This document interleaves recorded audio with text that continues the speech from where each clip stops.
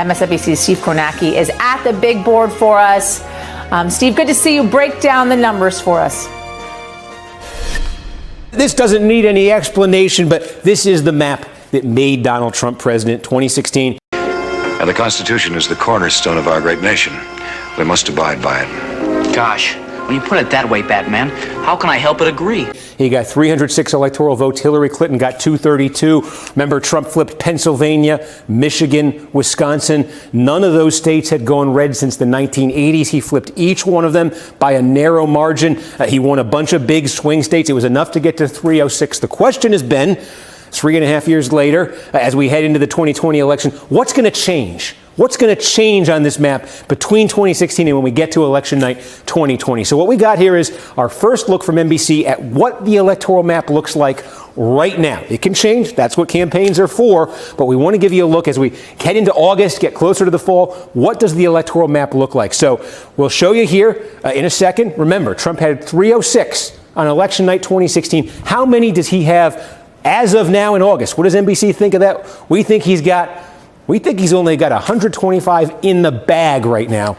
We think Biden is sitting there at 334. What this is, these are the states that are solidly Biden and the states that are leaning Biden. We think these are the states that are solidly Trump and the states that are leaning Trump. So what you're seeing here clearly is big gains for the Democrats. I think you underestimate the good citizens of Gotham City, Chief.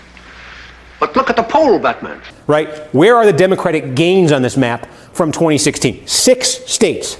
Pennsylvania, a double-digit lead for Hillary Clinton in Pennsylvania. Hardly the first double-digit lead for Hillary Clinton in Pennsylvania. This is the third one we've seen in a week for her. So Donald Trump, Pennsylvania is a big target, but all the evidence we have right now says Pennsylvania is still favored to be a Democratic state. Michigan, Wisconsin, we talked about those. All the polling in those states has been very encouraging for the Democrats.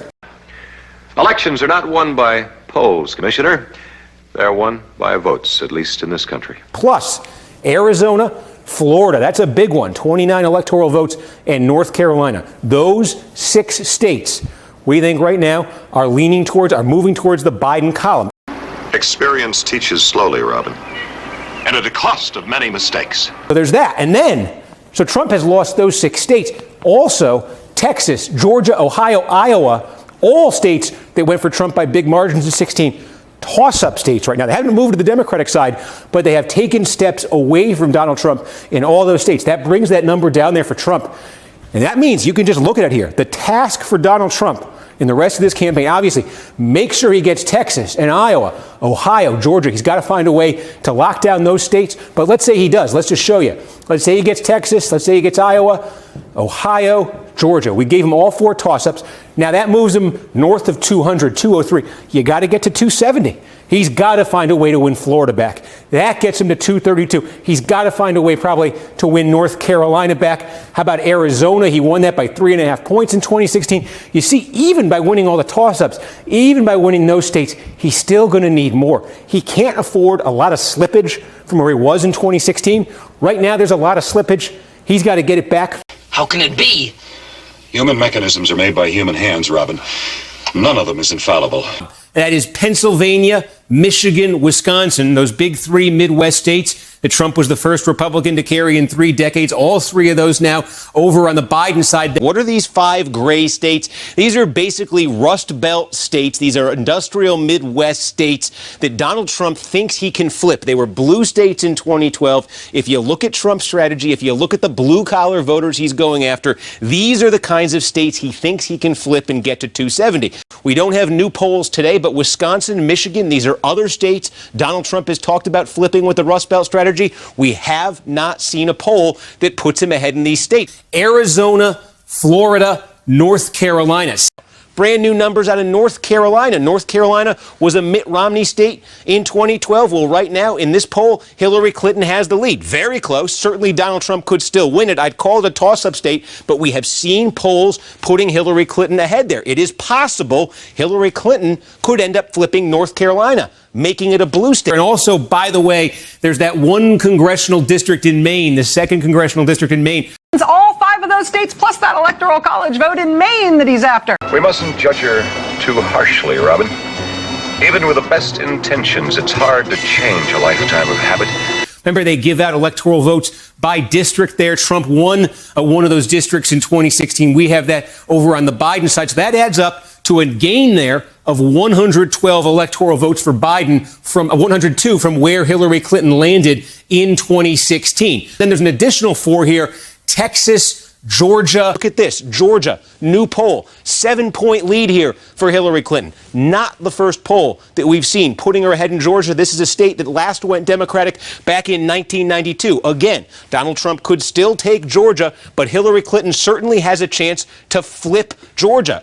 Ohio, Iowa, and again, these were solid Trump margins in 2016, all moving to the undecided, to the toss-up column right here. Remember, Trump won Iowa by nearly 10 points in 2016. Another one, brand new NBC Marist poll out of Iowa today. Again, a little bit closer, but a 4-point lead for Hillary Clinton. This is supposed to be a ripe target for Donald Trump. He had his convention. He's had chances here. He was out there for the caucuses earlier this year. He is still trailing in this poll in Iowa. Closer, he could turn it around, but again, for right now, is Donald Trump ahead in Iowa? Not in this poll.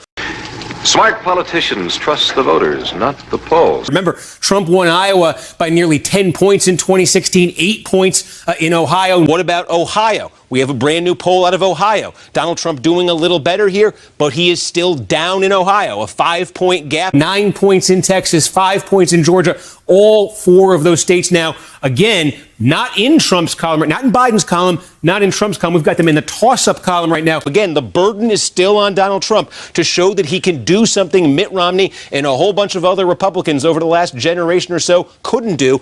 And additionally, if you see that gray in the middle of the map, Nebraska, like Maine, gives him out by a congressional district. There's a district in Omaha. We've got that as a toss-up right now, too, a district that Trump had won in 2016. 4 polls that have Clinton up by more than 10 points, or at least 10 points. Her lead is reaching levels we just didn't see in the past few campaigns. You know, Trump campaign has talked about Minnesota, Clinton state in 16, trying to make it a Trump state in 20. We're not seeing that movement now. They've talked about that in Nevada, in New Mexico, New Hampshire. They've picked a number of states. You're not seeing any movement from what were the Clinton states in 16 to Trump in 20, but you're seeing a lot of movement on this initial map from the Trump states in 16, either to undecided, to toss up, or to Biden. And right now, Katie, again, that's just basically, that's what the polling's showing. And this is a Democratic polling firm, but this is a real polling firm. This is legit methodology.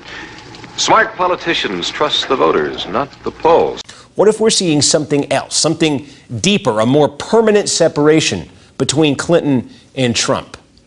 Could we be seeing our first true landslide in a long time? A double-digit landslide. That is Clinton's lead in 4 polls now. And the last time an election ended with a candidate winning by double digits, well, you got to go all the way back to this.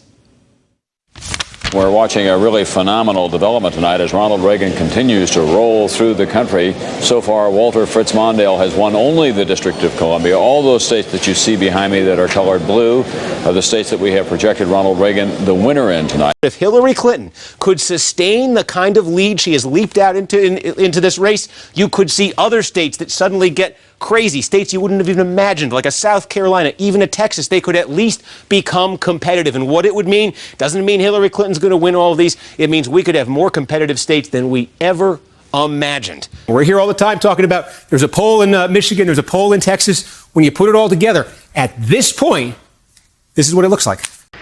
I never would have believed that the polls could be wrong. There have been other candidates who've trusted too much in the polls, Mayor Linseed, and they found out that it's the votes that count. After all, if you can't trust the voters, whom can you trust?